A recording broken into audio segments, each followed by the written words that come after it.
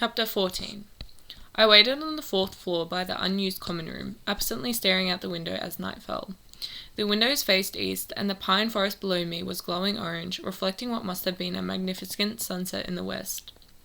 Nothing had been scheduled after class, and dinner was postponed to be included with the dance. We'd had nothing to do but sit in the dorms. Fortunately, anticipation seemed to quell the earlier unrest. I hadn't seen Isaiah all day, and even Havoc was calm. All of the V guys were just wearing their uniforms to the dance, though most were a little more cleaned up than usual. Curtis had bought a sports coat and wore it over his usual shirt and tie. I didn't want to spend a few points on clothes, but I'd got my tie as straight as I could, and I'd borrowed Curtis's polished kit to shine my shoes. Now, standing and waiting for Jane, I kind of wish I could have done more. I heard the click of footsteps behind me. It was Jane, and she was gorgeous. Her dress was brown and lustrous, like melted chocolate, and it gave her skin a golden hue. Her red hair was pulled up on top of her head, and she wore heels, emphasizing her slender legs. She put the sunset to shame. "Hi," I said. "Hi. You look good." "You too." I exhaled and glanced down at my uniform. "Yeah. Sorry, I didn't have anything else." Jane stepped toward me, and I caught a scent of her perfume.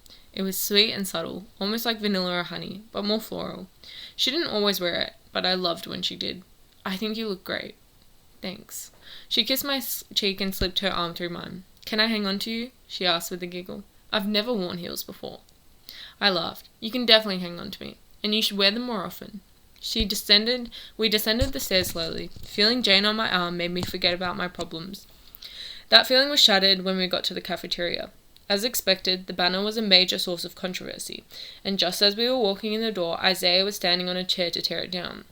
He was too late, of course. Almost everyone was already at the dance and had seen it. Jane and I smiled and walked into the room. Music was playing, loud enough that it was a little hard to hear each other. I didn't know most of the songs, but I didn't care. Jane and I walked out onto the dance floor, and she put her arms around my neck. "I've never been to a dance back in the real world," she said. To be able to hear her, I had to keep my cheek almost against hers. "Is this anything like those?" "Not sure," I said. "I went to a few of the casual dances, but never anything like prom." "How come?" I shrugged. "Never had a girlfriend." As I said it, I wondered what the sentence implied. If I'd never been to a dance because I didn't have a girlfriend, but I came to this dance. It suddenly struck me that there was no way the security cameras or microphones could hear what we were talking about. We could say anything. We could plan an escape, or talk about what detention really was. She could tell me about those 15 people who had been here, and when she'd come. I'd never asked her. It could wait. I held her a little tighter. Even on the dance floor, all the students stayed with their gangs. The V's hung out at the back by the outside doors. Someone had propped them open to let the cool night air out inside. The girls had all spent points on dresses, and they all looked completely different without their usual uniforms. Gabby wore something blue and shimmery that showed off her legs. Tapti's clothes were traditional, from what country she was from. I had no idea which. Carrie was gorgeous, all smiles and laughter. No one could have guessed we were all prisoners. The other gangs were dressed up too. The society, which always looked a little overdone to begin with, now looked like characters in an old black and white gangster movie. The girls wore long, elegant gowns and perfect, intricate hairdos, and the guys were all in tuxedos. It must have cost a lot of points. Havoc wasn't as uniform in their style, but almost all of them had new, intricate tattoos and too much jewelry. But the longer we danced, the less I cared. I wasn't looking around the room anymore, nervously watching for Oakland or Skiver, or trying to count Isaiah's guards. It felt less important now. My arms were around Jane, my hands on her soft, warm back. I could feel her breath on my neck, her cheek brushing mine. When the lights turned up a little brighter and the dinner was announced, we didn't move. Even when the music was shut off, Jane and I stayed on the dance floor, not wanting it to end. Jane sighed, and I squeezed her tightly, pulling her against me. "Time to eat," I finally said. "Do we have to?" "I think they're waiting for us." Dinner was served on a long table on the side of the hall. Understandably, Havoc hadn't wanted to spend time in the kitchen, so most of the food had been pre-prepared and was served cold. Several kinds of salads, finger sandwiches, fresh fruit, cheese plates. It didn't seem like a typical formal dinner, but we weren't going to complain. As I looked up and down the table, I hadn't ever seen this many Maxwell students look this happy. After dessert was served, Curtis stood and shouted for everyone to be quiet. He raised his drinks. We were all drinking soda, which was a luxury. "I'd like to propose a toast," he said, as the group quieted. I glanced at Isaiah halfway down the table. Not surprisingly, he looked suspicious. "To Havoc for this awesome dinner," Curtis began. After a moment of astonishment, cheers erupted up and down the table. "To the Society for handling the administration of all of this," he continued. I had no idea what he meant, and I don't think anyone else really did either, but people cheered. Maybe it was the best compliment he could give them, something vague. "And to Carrie," he said. There were cheers and laughs, and Skiver made a gagging noise. Mouse stood up, raising her cup. Her dance attire was something in between a dress and lingerie. I definitely hadn't seen it in a catalogue. She must have made it. "And to the V's for the decorations." More applause. Jane was on her feet before I knew it. "And to Lily Patterson." The table exploded, many standing and cheering, and others booing and yelling. I stood and put my arm around Jane's waist and joined her in the toast. It was too chaotic now for anyone to drink in unison. Many in the society section had put their cups down, but Jane and I clinked our glasses. A few moments later, the relative calm of the dinner lost. The table was pushed back to the side of the hall and the music resumed. I was helping shift chairs in the crowd when someone touched my arm. I turned to see Becky. She was wearing a floor-length black dress, her hair curled and twisted like springs. "Hey, Becky," I said as I continued to move the chairs. "Hi, Benz." She took my arm to stop me. I looked back at her, waiting for her to say something, but she seemed reluctant. "What's up?" I said, having to shout a little to be heard over the music. She leaned in. "I just wanted to say that I agree with you and Jane. Some people think that Lily deserved it, but I don't." I looked her into her eyes and she stared back. She stammered. I just wanted you to know." Before I could reply, she turned and left, pushing her way through the crowd. I watched her for a moment. She'd been a V, Mason had said. She'd helped started the Vs, and now she was so broken, lonely. I felt a sudden ache. I wanted to go after her and say something. I wanted to hug her. I'd find her tomorrow. It could wait until we weren't surrounded by other students. I couldn't imagine that the society liked seeing me talk to her. I finished helping with the chairs, then hurried back across the dance floor to where Jane stood, laughing with two of the V girls.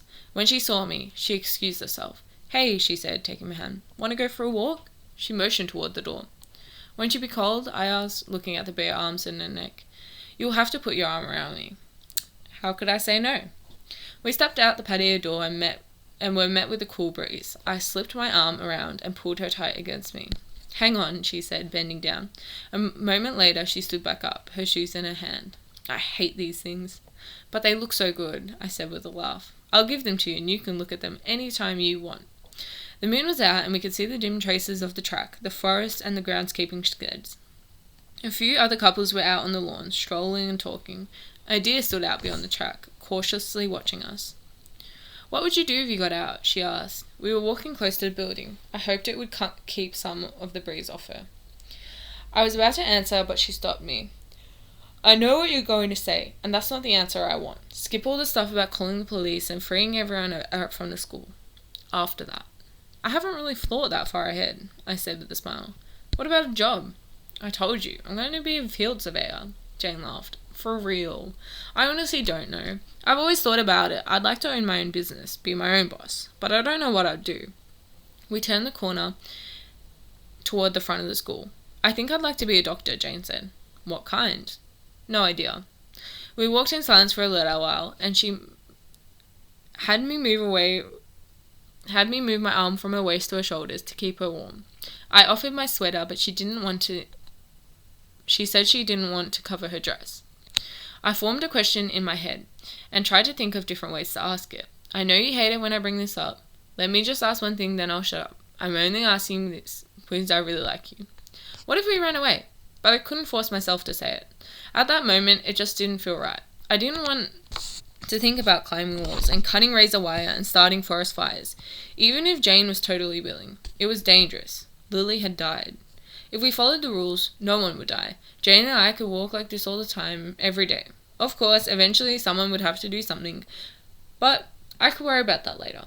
For now, things were good. She turned towards the building and led me to the wall, to a small alcove between a short manicured pine and a window well. I felt my blood pressure surge as she turned to face me. She slipped her arms around my neck, just as she had on the dance floor. Her green eyes were locked on mine. "Thanks for asking me to the dance." Her voice was barely above a whisper. her lips curling up in a tiny, uncertain smile. "Thanks for saying yes." I could feel her breath on my face. "I'm glad you came to Maxfield," she said.